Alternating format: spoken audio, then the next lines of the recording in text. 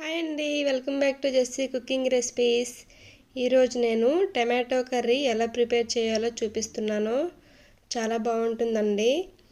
ముందుగా stove on చేసి pan పెట్టుకొని 4 టేబుల్ స్పూన్స్ ఆయిల్ వేసుకోవాలి.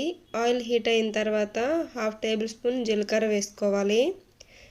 జీలకర్ర లైట్గా ఫ్రై అయిన తర్వాత 4 మీడియం సైజ్ ఆనియన్స్, 2 పచ్చిమిర్చి, కరివేపాకు, అల్లం 1 స్పూన్, వెల్లుల్లి 4 వేసుకోవాలి.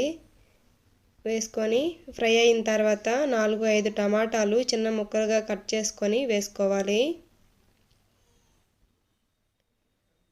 1/2 టేబుల్ స్పూన్ సాల్ట్ వేసుకొని బాగా కలుపుకొని మూత పెట్టుకొని ఒక 10 నిమిషాలు సిమ్లో మగ్గించుకోవాలి. టమాటో మగ్గేంత వరకు.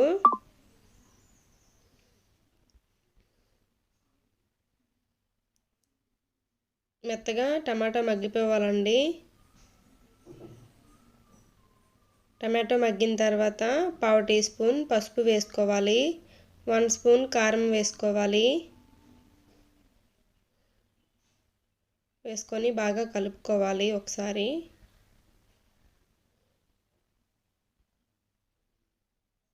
బాగా కలుపుకొని మూత పెట్టుకొని కర్రీ ఉడికించుకోవాలి.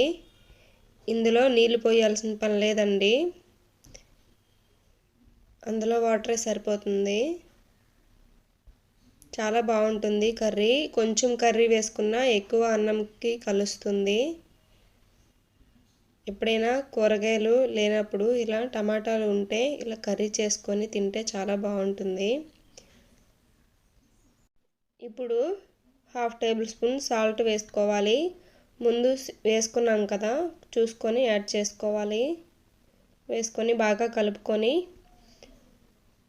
కర్రీ కొంచెం దగ్గర పడేంత వరకు ఉడికించుకోవడమే.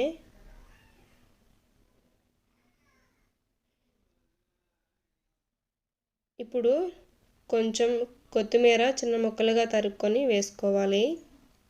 ఇష్టం ఉంటే వేసుకోవచ్చు, లేదంటే లేదు. కర్రీ రెడీ అయిపోయిందండి. స్టవ్ ఆఫ్ చేసుకొని కిందకు దించుకొని ఒక బౌల్లోకి సర్వ్ చేసుకుందాం. చాలా బాగుంటుందండి కర్రీ. ఇలా చేసి చూడండి, చాలా సింపుల్గా టేస్టీగా ఉంటుంది. అంతేనండి, రెడీ అయిపోయింది. ఈ రెసిపీ మీకు నచ్చినట్టయితే నా ఛానల్ని లైక్ చేసి, షేర్ చేసి, సబ్స్క్రైబ్ చేసుకోండి. Thank you for watching.